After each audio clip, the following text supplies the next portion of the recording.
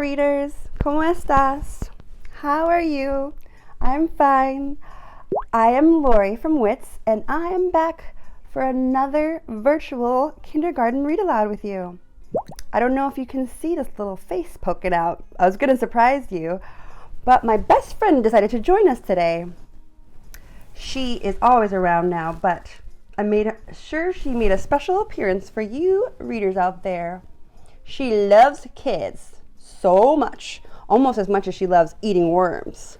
And she had to join us today because we are going to be reading a book about a woman, a true story about a woman who takes care of animals and loves animals. And even when she was little, she dreamed of going into the forest and saving animals and learning about them. And her name is Jane Goodall, and the title of the book is called Me, Jane, written by Patrick Mcdonnell. Now, although Jane Goodall is a very, very famous scientist who helped many animals and studied chimpanzees and changed the world as an adult, this is not about her adult life. This is a story about when she was a kid. And I love this story because it's a true story, but it's not just a regular true story, it's a biography. A biography is a story of someone's life. And it's extra special because it's about someone's kid life. And it inspires me to think of my stories in my life as bigger than they are, and that maybe I can share even my small kid stories with all of you and in the world. But it also inspires me to challenge you, students, readers, and writers, to write and share your stories. In the book, Jane is still a little girl, and not a lot happens to her yet, but she dreams big, and the writer of the story stretches her life across pages, even if it's just a simple story about her and her pet stuffed animal. When you are writing a true story, all you need is three things: the who, the what, and the where. Let me show you what I mean. In my story, it's me, Spike, and all my students. Those are all the characters. And the story takes place in room 201 in Columbus Elementary in Chicago, because that's where she lives all the time. She had a terrarium in our classroom, which is like a big tank. And our tank was super big because my students were very creative and they made a habitat for her that was very large, but maybe less secure than a glass tank. And the thing that happened that makes it an interesting story is she got lost. And when she got lost that one day, we looked everywhere for her. Kids were crying, math class was canceled. We got out our flashlights and turned over desk and bookshelves and worried until my really, really flexible, creative friend, Kachi, a student in my class, somehow wedged her body between a bookshelf and found Spike. And everyone cheered. Spike was hugged by everyone all day long and loved even more because they were worried about her so. Kashi was a hero, and we all learned to be more careful and thoughtful with Spike. Now, you see, that's a simple story about me and my classroom.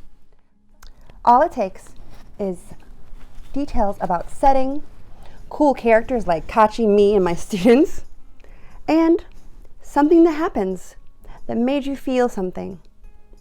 Today, I challenge you to write a story after we read about Jane Goodall, and making sure you just tell the reader who, what, and where the story takes place. Write it across pages, draw pictures, and share with the world your simple story. All right, it's time to get started. I'm ready to read about Jane and her animals. I think Spike is too. Me, Jane, by Patrick Mcdonnell.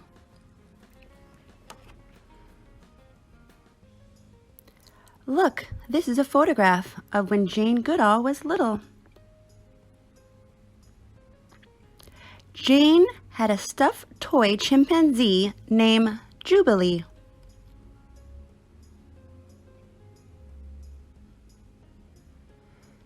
She cherished Jubilee and took him everywhere she went, and Jane loved to be outside.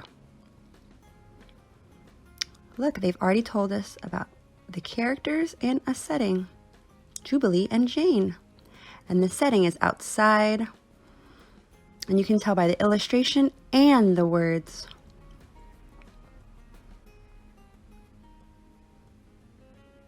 She watched birds making their nests, spiders spinning their webs, and squirrels chasing one another up and down trees.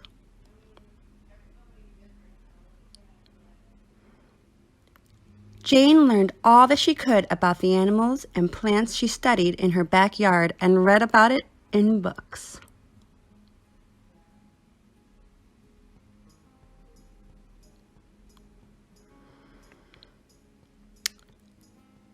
Ooh, the Alligator Society, wild bird puzzles,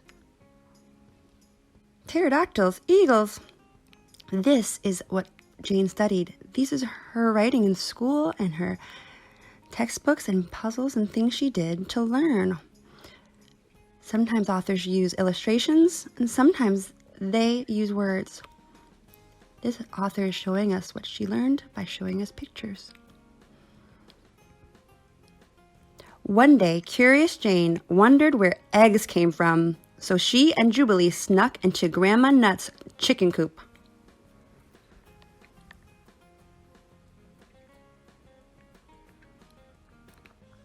Grandma Nut is also a character, and the chicken coop is a new setting.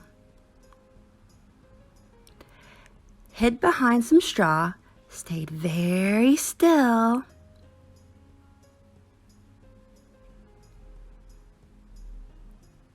and observed the miracle. See what she saw?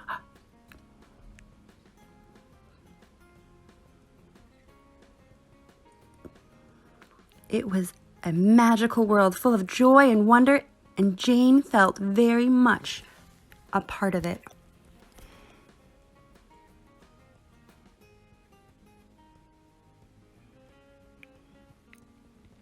Jane often climbed her favorite tree, which she named Beech.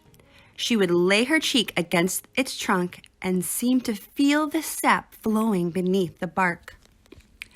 Sap is kind of like our blood, and the bark is like our skin.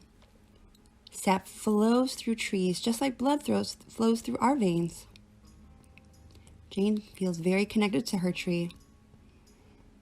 Jane could feel her own heart beating, beating, beating.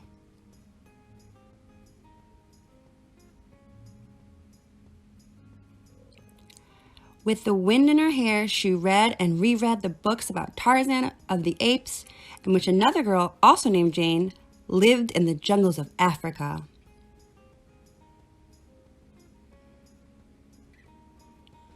Jane dreamed of life in Africa too. Africa has lots of animals that are still wild. A life living with and helping all animals. This is what she imagines. At night, Jane would tuck Jubilee into bed and say her prayers.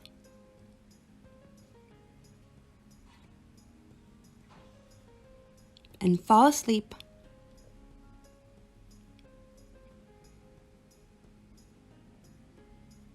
To awaken one day. Oh, notice, she's not a little girl anymore. She's all grown up. And to her dream come true. This is a real photograph of her in Africa with a chimpanzee.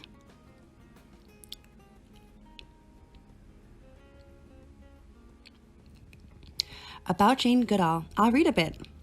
When Jane Goodall was 10 years old, she decided that when she grew up, she would go to Africa, live with the animals, and write about them. Almost everyone told her this goal was impossible.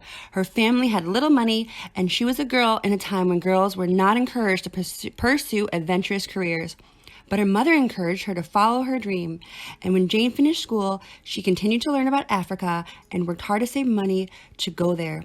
She finally arrived in 1957, met famed anthropologist, it's a scientist, who named Louis Leakey, and began studying chimpanzees at the Gombe Stream Game Reserve, now known as the Gombe Stream National Park in Tanzania in 1960.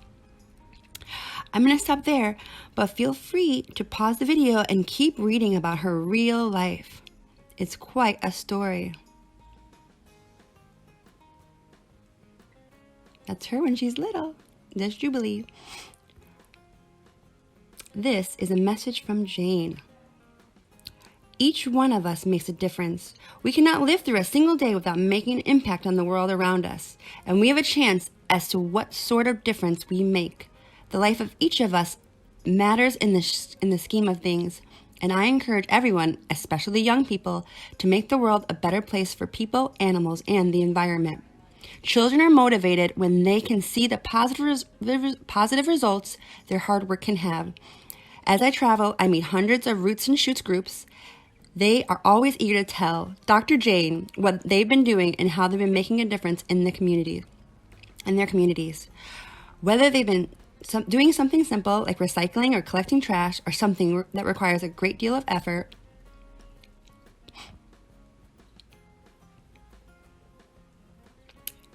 like restoring wetlands and raising money for street children or a dog shelter, they are continually a source of inspiration for me and the other children around the world. I invite you to get involved. Jane Goodall, PhD. Well, readers, that's the end of our story. I hope you enjoyed Jane's biography and that you too share your stories with the world, being sure to include the who, what, where, when, and why from an important event in your life. Thank you, and be sure to check out more WITS K lessons, read-alouds, and activities at witschicago.org. Thank you.